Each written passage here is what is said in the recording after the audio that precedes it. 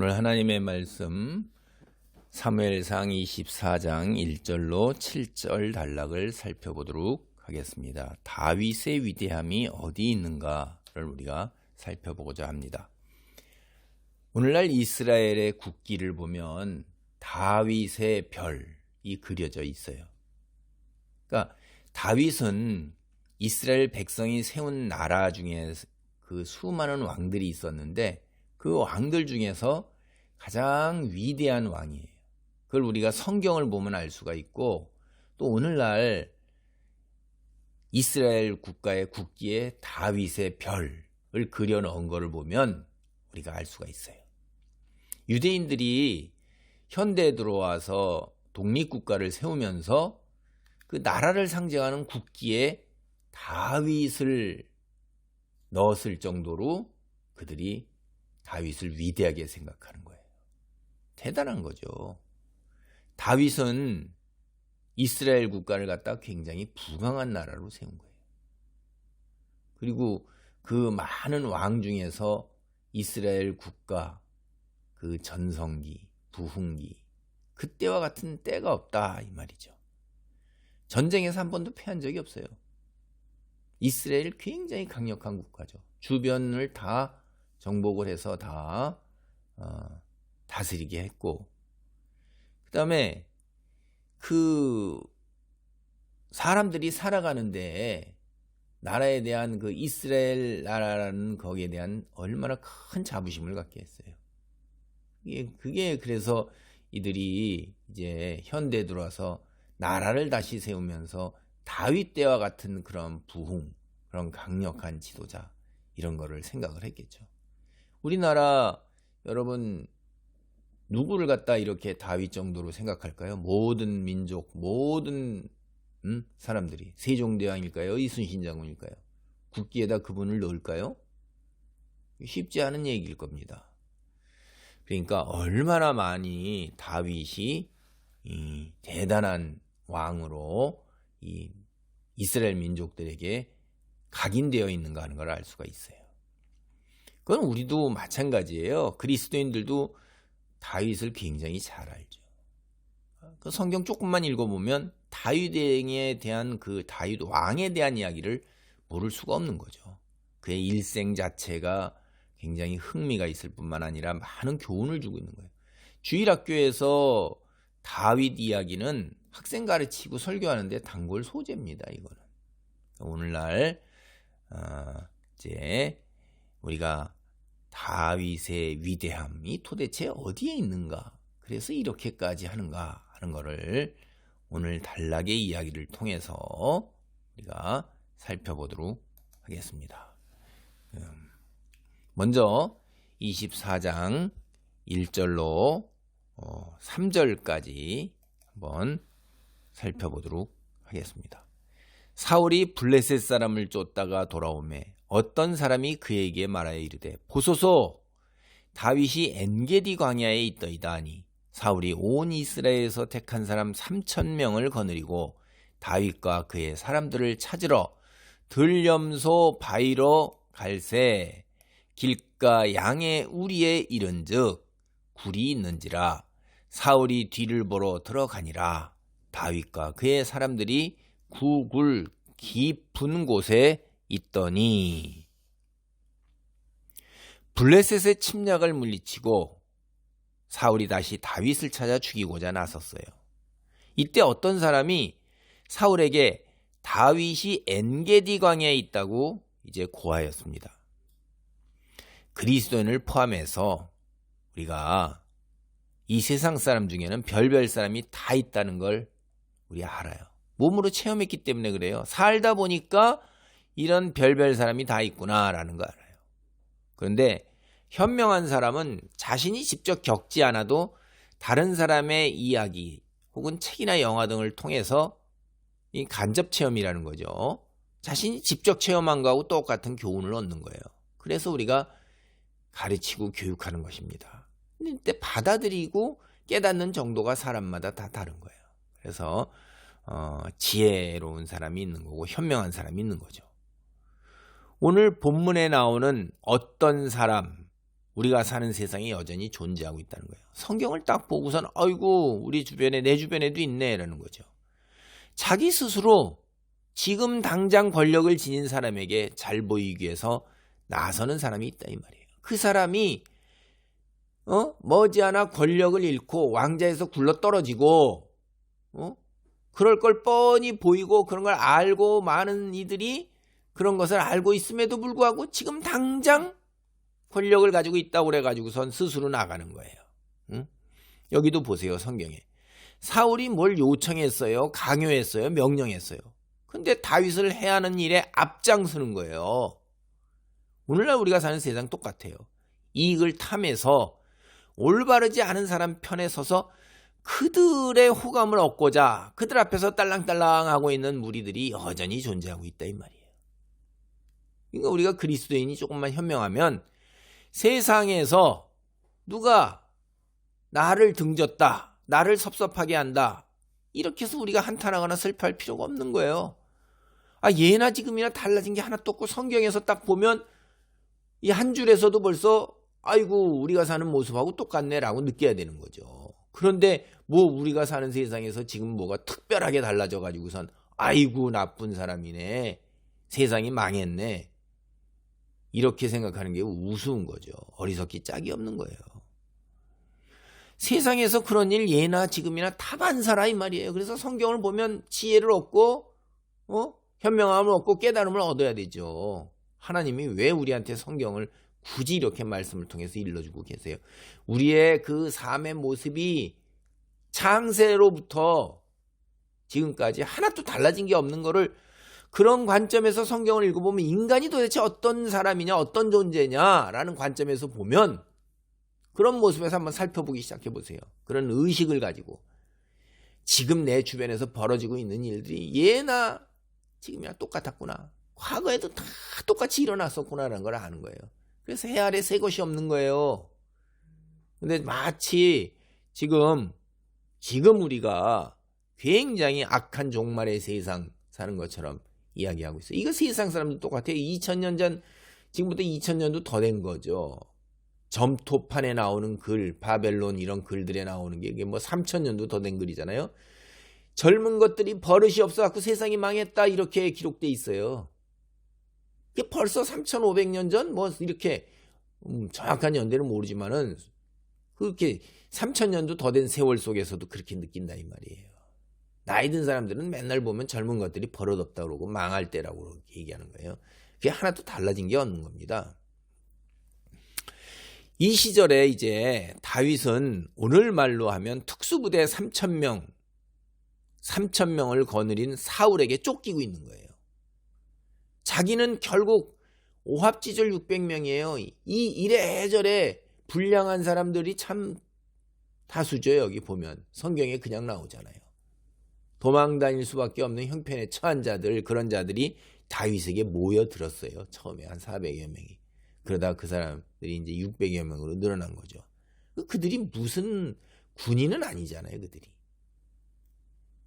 유다 광야 이곳저곳으로 도망 다니는 거죠. 사울 왕을 피해서. 근데 다윗이 이제 엔게디 광야에 있다는 이야기를 전해들은 사울이 군대를 거느리고 다윗을 찾아 나는 거예요. 근데 이 엔게디라는 곳이 예루살렘에서 남동쪽으로 이제 60km 정도 떨어진 곳이에요. 그래서 우리가 오늘날 사해라고 부르는 곳이죠. 그곳에 서쪽 해변에 있었던 곳인데 이곳에 오아시스가 있어요. 그러니까 광야에서 물이 나오니까 생명수가 있으니까 다윗도 이곳으로 피한 거죠. 사울은 지금도 여전히 다윗을 죽이고자 해요. 앞에서부터 계속 다윗을 죽이고자 했죠. 그런데 그 세월이 흘러서 지금까지도 여전히 다윗을 죽이려고 그러는 거예요. 목적은 하나입니다. 자신의 왕자를 지켜서 아들에게 물려주고 자기 가문이 이 세상에서 자기 가문 이걸 왕가의 가문으로 세우려고 그러는 거예요. 그래서 자신의 목적 달성을 위해서 수단 방법을 가리지 않는 겁니다.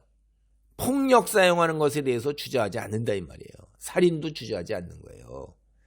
하나님께 왕의 권력을 선물로 받은 사울이 그 하나님께 받은 그 권력 그걸 유지하기 위해서 하나님께서 금하시는 폭력에 의지한다는 게 이게 참 안타까운 현실이에요. 오늘날 세상 똑같습니다. 달라진 거 하나도 없어요. 사울의 군대가 들염소 바위라는 곳을 지나가는데 갑자기 사울이 생리적으로 볼일을 보고자 하는 충동이 일어난 거예요. 그래서 마침 거기 보니까 한 동굴이 있어요. 그래서 거기에서 아이고 볼일을 봐야겠다 이렇게 하고 동굴 안으로 들어간 겁니다. 이곳 이제 개역 한글 성경을 보면 발을 가리우러 동굴 안으로 들어갔다 이렇게 번역하고 있어요. 응? 이게 이제 히브리어 성경의 그 표현입니다, 사실은. 발을 가리우러 이렇게. 근데 이런 표현은 성경을 보면 사실은 뒷간에 가는 것, 화장실에 가는 거, 그래서 큰일 보는 거, 이거를 갖다가 완곡하게 표현하는 거예요. 그리고 사울이 그 동굴 안으로 들어간 거는 그 시대의 동굴이 화장실로 종종 사용되었기 때문에 그래요. 멀쩡한 그 들판에서 볼일 보는 거, 큰 볼일 보는 게 이게 뭐 민망하잖아요. 그러니까 안 보이는 곳으로 들어가는 게 이제 뭐 당연하게 여겨졌던 겁니다. 동굴 안 깊은 곳, 그 안쪽에 다윗이 자신의 무리와 함께 있었어요. 사울이 워낙 신속하게 추격해 와가지고 엔게디 광야를 벗어나지 못했던 거예요. 그래서 다른 곳으로 대피할 틈이 없어서 동굴이 있으니까 동굴 안쪽 깊숙이 들어가 숨었는데 사울은 그걸 눈치채지 못한 겁니다. 지금까지 우리가 성경을 쭉 보면 사울이 다윗보다는 더 많은 군사와 무기를 거느리고 이스라엘 온 왕국을 거느리는 왕으로서 힘을 가진 축격자였어요. 그런데 지금 이 순간에는 그게 바뀌고 있는 거예요. 다윗은 계속해서 힘없어, 그래서 쫓겨, 항상 생명이 위험에 처해 있어 도망자 신세였는데 지금 다윗이 동굴 안에 깊숙이 숨어있는 그곳으로 사울 혼자서 들어오는 거예요. 그래서 사울과 다윗의 운명이 이제 완전히 이 순간엔 뒤바뀐 겁니다. 더 추격자요 힘 있는 자가 누구냐는 거예요. 여기선 다윗이죠. 사울은 일순간에 생명을 잃을 처지에 이렇게 놓이게 된 겁니다. 사무엘상 24장 4절입니다. 다윗의 사람들이 이르되 보소서 여호와께서 당신에게 이르시기를 내가 원수를 내 손에 넘기리니 네 생각에 좋은 대로 그에게 행하라 하시더니 이것이 그날이니이다 하니 다윗이 일어나서 사울의 겉옷자락을 가만히 베니라. 지금 이제 사울의 목숨은 한없이 힘없어 보이는 다윗의 자비로운 처분만을 바라게 된 거예요. 기가 막힌 반전이 이루어진 거죠. 이제 폭력으로 자신의 왕권을 유지하려 그런 사울이 오히려 그의 권력은 작아지기만 하는 거예요. 이제 사울의 권력은 도망자에게도 힘을 발휘하지 못하는 것입니다. 사울이 볼일을 보는 중에 굴 안쪽 어둠 속에서는 숨가쁘게 대화가 오가고 있습니다. 다윗과 함께 하던 자들은 드디어 여호와께서 약속한 날이 왔다며 흥분을 감추지 못하고 있어요. 이 성경을 보면 이런 말이죠. 원수를 내 손에 넘기리니 네 생각에 좋은 대로 행하라. 이런 말씀이 이루어졌다면서 다윗에게 오늘이 바로 그 예언이 이루어진 날이라고 말하고 있는 거예요. 다윗을 추종하던 사람들 대다수가 다 마음속 깊은 곳에서 할렐루야 할렐루야 이렇게 외쳤을 것입니다. 다윗을 죽이려는 사울, 그 사울을 죽일 수 있는 기회가 이제 하나님께서 만들어 주셨구나. 이래가지고 하나님께 감사와 찬양을 들었을 것이라는 말이에요. 이제 사울이 죽으면 다윗이 왕이 올랐을 거 아니에요. 지긋지긋한 광야의 그 도피 생활, 이것도 이제 끝난다고 생각하는 거죠. 사실 당대의 그 고대 근동 그쪽의 그 정세에 따르면 다른 것도 아니고 전쟁터에서 이런 기회를 만난다. 이거는 하나님이 사울을 확실하게 버렸다는 증거가 되는 거예요. 사람들은 그때 그렇게 생각했다 이 말이에요. 하나님이 허락하시지 않으면 어떻게 저런 일이 벌어질 수 있느냐, 사람의 생명이 저렇게 될 수 있느냐, 그런 거죠. 도망자 다윗과 이스라엘 왕권 사이의 간격, 이제 단 한 번의 칼 휘두름, 그걸로 딱 좁혀진 거예요. 그냥 세상 사람들 표현대로면 행운의 여신이 다윗에게 미소를 지으면서 다가와가지고 살랑살랑 손을 흔들고 있는 거예요. 다윗을 이스라엘 왕으로 세우신 하나님의 계획이 이제 그대로 다윗이 왕에 올랐을 그 순간, 신속하게 진행될 그 순간이 다가온 거예요. 그런데 다윗을 잡아 죽이고자 했던 사울의 계획은 계속해서 번번이 빗나갔죠. 이 다윗을 추종하는 사람들의 예상도 빗나가는 거예요. 다윗은 사울을 한 칼에 쳐 죽이지 않았어요. 사울이 볼일을 보기 위해서 곁에 벗어둔 옷자락, 그거를 조심스럽게 사울이 눈치채지 못하도록 은밀하게 베어낼 뿐이에요. 이게 완전히 다윗을 추종하는 사람들의 생각과 예상하고는 전혀 다른 거예요. 여러분이 이 옷이라는 걸 한번 생각해 보세요. 성경에 이 옷은 무엇을 상징하는 걸로 굉장히 많이 나와서 잘 나옵니다. 오늘날도 우리 옷이라는 게 사람의 지위와 신분의 상징이죠. 품위를 유지하는 것이에요. 그게. 예. 왕위 계승자였던 요나단이 자신이 입었던 세자의 옷, 그걸 다윗에게 선물로 주었어요. 이거는 요나단이 자신에게 돌아올 왕위를 다윗에게 넘겨주었다. 이걸 상징적으로 이야기하는 거예요. 근데 오늘 본문에서 사울이 이제 볼일을 보려니까 왕복을 벗어야 할 거 아니에요. 겉에. 그 왕복을 벗어가지고서 다윗 앞에 놓고 있는 거예요. 다윗이 거기 있는데 자기는 다윗이 있는지도 모르니까. 이게 뭐냐면 결국은 요나단과 마찬가지로 사울 스스로가 왕복을 벗는다는 게 왕위를 다윗에게 넘겨준다는 거예요. 요나단은 자기가 직접 알고 의도적으로 넘겨주지만 사울은 자신은 전혀 모르는 거예요. 그런데 상징적으로 왕이 그거를 다윗에게 넘겨주는 행동을 하고 있는 거예요. 알지도 못하고 깨닫지도 못하면서도. 근데 이제 또 이 다윗이 사울의 옷자락을 베는 거, 이게 성경에서 보면 상징적인 겁니다. 성경에서 옷자락을 찢거나 베는 행위, 이거는 나라가 나뉘는 것을 상징해요. 다윗이 그것을 알고 그렇게 했는지 아닌지는 모르겠지만은 성경은 그렇게 하고요. 그 다음에 이 다윗이 사실 사울의 옷자락을 벤 그 행위 자체는 죽일 수도 있는데 자비를 베푸는 거를 먼저 직접적으로 얘기하고 있는 거예요. 근데 상징적으로는 그게 나라가 나뉘는 겁니다. 성경을 보면 사무엘상 15장 27절로 28절 보면 사무엘이 가려고 돌아설 때 사울이 그의 겉옷자락을 붙잡음에 찢어진지라 사울에게 이르되, 사무엘이 뭐라고 하냐면 이스라엘 나라를 왕에게서 떼어 왕보다 나은 왕의 이웃에게 주셨나이다. 이렇게 얘기하는 단락이에요.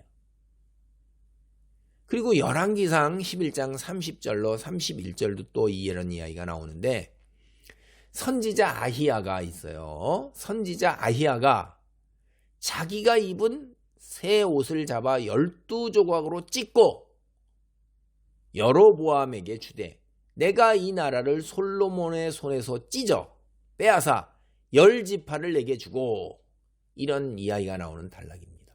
그래서 여로보암이 이제 북이스라엘 왕국 10지파를 거느린 왕이 됩니다.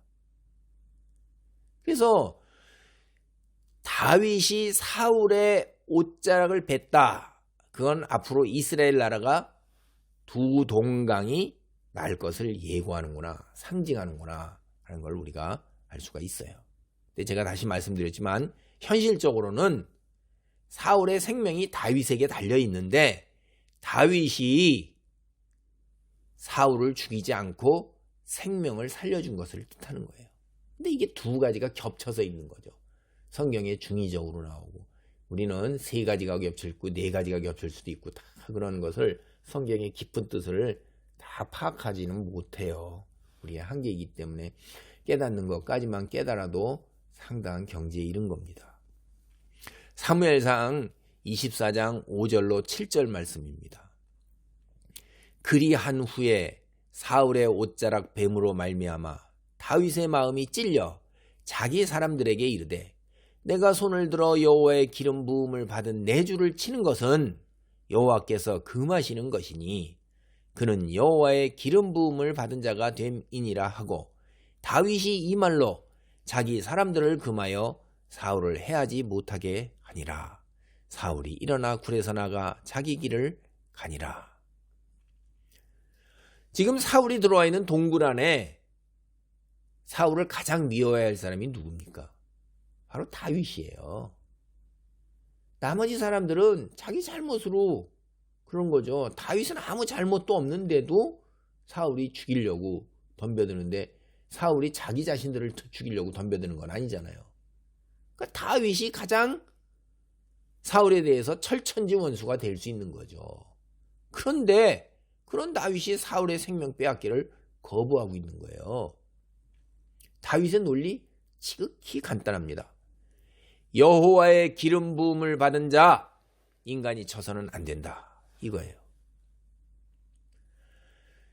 자기 자신뿐만 아니라 다윗은 아무도 사울을 치지 못하도록 굉장히 엄하게 명령했어요.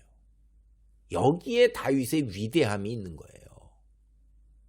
이에 관해서 조금 더 살펴봅니다. 첫째, 여호와의 주권과 섭리, 여기에다가 철저하게 자신의 삶을 맡겼습니다. 현실에서 지금 자신은 하나님께서 예언하신 말씀의 상황이 이루어졌구나 라고 생각할 수 있어요. 지금 그래서 사울의 생명을 아무 거리낌 없이 빼앗을 수도 있어요. 한순간에 다윗 사울처럼 폭력을 사용하면 문제를 해결할 수 있다 이 말이에요. 한 칼에 해결됩니다. 사울 죽이면 자기가 왕위에 올랐을 거예요.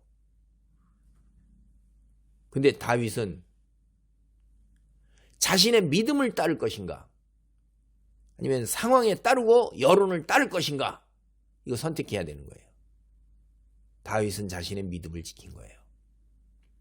여호와의 주권과 섭리, 철저하게 자신의 삶을 맡기는 그 믿음, 그걸 지킨 겁니다. 이게 다윗을 위대하게 만든 거예요. 여러분 제가 다시 말씀드리겠어요. 이거 우리가 잘 생각해 봐야 돼요. 우리 믿는 자라고 그러면서도 이거를 갖다가 이 다윗의 유혹에 거의 대부분 넘어가고 있어요. 다윗은 오늘 일에 앞서서 내 원수를 내 손에 맡길 것이니 내 생각대로 하라 이런 예언의 말씀을 받았어요. 그러면서 사울에게 쫓겨 도망 다녔어요. 하나님이 언제 사울을 내 손에 넘겨주실까 이렇게 생각하면서 계속해서 도망 다녔단 말이에요. 계속 자기 자신의 신세는 처량하죠. 다윗은 기도할 때마다 계속해서 하나님 언제까지 제가 계속 도망 다녀야 합니까? 하나님 원수를 내 손에 맡긴다 하셨는데 언제 그 원수가 내 손에 들어옵니까? 이렇게 기도했을 거 아니에요. 그런데 하나님께서 사울을 자신의 손에 넘겨주신 거예요. 혼자 들어와 가지고선 무방비 상태 이제 예언이 그대로 이루어졌구나. 근데 다윗은 왜 사울을 죽이지 않았을까요? 하나님께서 원수를 내 손에 맡길 것이니 내 생각대로 하라 라는 그 예언이 하나님의 말씀 순종하고 따르는데 자기가 하나님께서 싫어하시는 일을 하는 거를 그건 하나님께서 내게 바라는 게 아니라는 거죠. 우리가 이게 뭐냐면 큰 상황의 큰 그림, 성경이 전체적으로 하고 있는 얘기라는 그 큰 그림에서 큰 원리와 원칙에서 우리가 봐야 되지 순간에 작은 거에 봐가지고선 큰 것에 위배되는데도 불구하고 마치 예언이 다 이루어진 것처럼 하면 망하는 거예요. 이게 여기에 다윗의 위대함이 있는 거예요. 여호와의 기름 부음 받은 자, 폭력을 행하는 자, 살인을 행하는 거 이거 내 분수를 넘어서는 거다. 그건 여호와께서 행하실 일이다 라는 거예요. 그러니까 그 판단 그대로 믿고 살고자 하는 거예요. 이게 다윗의 위대함이에요. 우리 인간은 너나 할 거 없이 자기중심적으로 판단하고 행동해요. 이거 벗어나는 것 인간으로 있는 이상은 100% 불가능합니다. 사람에 따라 정도에는 굉장히 차이가 있어요.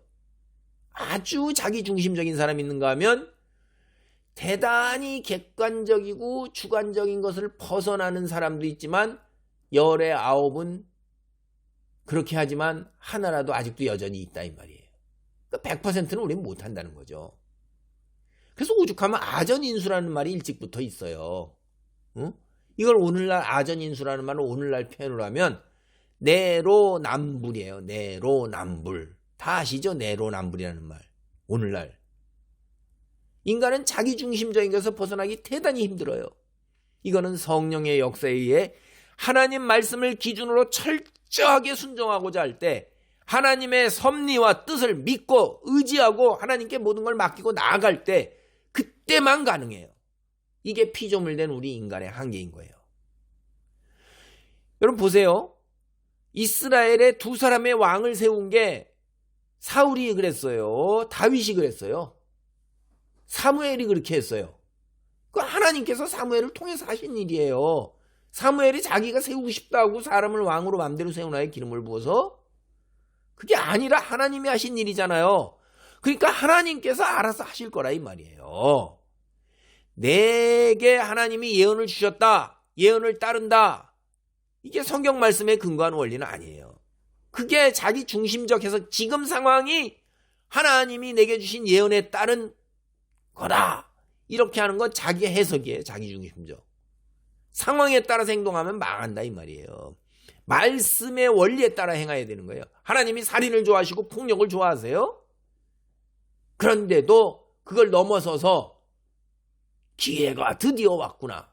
하나님이 주신 말씀 그대로 기회가 왔구나. 이러면 망한다는 거죠. 오늘날 우리 주변에서 이런 사람 대단히 흔해요. 믿는다고 그러는 건 대단히 흔해요. 특별히 어떤 사람 조심해야 되냐면 은사 받은 사람, 은혜 입은 사람, 축복받아가지고 탁월한 재능과 달란트 지닌 사람, 이거 대단히 조심해야 돼요. 평범한 사람보다 이런 사람들이 여기에 걸려서 넘어지는 겁니다. 이런 부분에서 살아는 판을 건너가듯이 늘 경계하면서 자기 자신을 살펴보고 조심해야 돼요. 분별력을 가져야 돼요. 자칫하다가는 아전인수식으로 성경 말씀을 왜곡해서 자기 행동을 그 하나님의 예언이다 해갖고 정당화하다가 망하는 거예요. 직설적으로 하면 지옥 가는 거예요. 폭력을 사용하는 것 예언과 부합하는 상황이라 할지라도 어긋나는 거예요. 다윗은 순간의 유혹을 철저하게 외면한 것입니다. 그리고 여호와께 자신의 삶을 맡기고 사울의 겉옷자락을 베는 행동에서 딱 멈춘 거예요.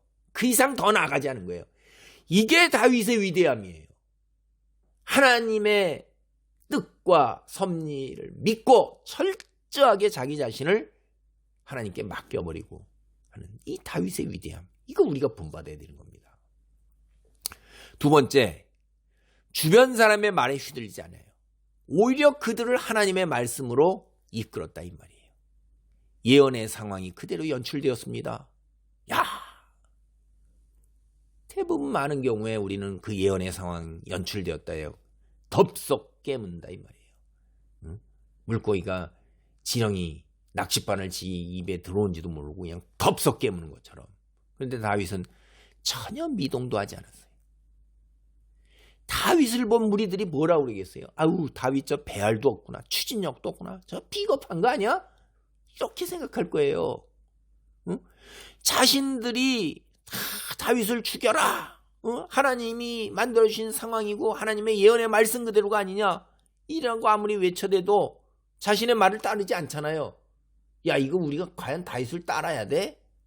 여기에 회의를 느꼈을 수도 있어요. 아마 느낄 겁니다. 이런 사람은 우리가 뭐라고 지도자라고 믿고 따라야 되나? 이렇게. 근데 다윗은 철저하게 자신의 믿음대로 행동한 거예요. 상황에 따라 주변 사람들의 여론 이런 거에 동조하지 않은 거예요. 다윗은 자신의 운명을 자신의 힘으로 스스로 만들어 가는 그런 모습을 보이지 않는 거예요.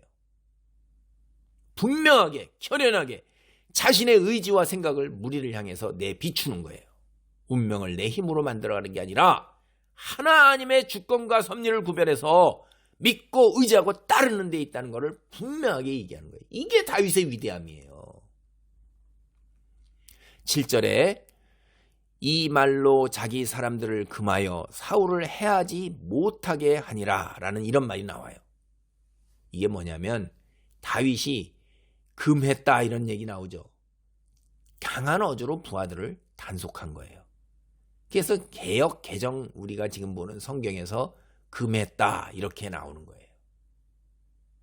이게 사실 영어 성경 원래 히브리어 원어말을 보면 영어 성경들이 다윗이 부하들을 꾸짖었다, 호통쳤다, 붙잡았다, 말렸다 이렇게 번역하고 있는데 이런 의미예요.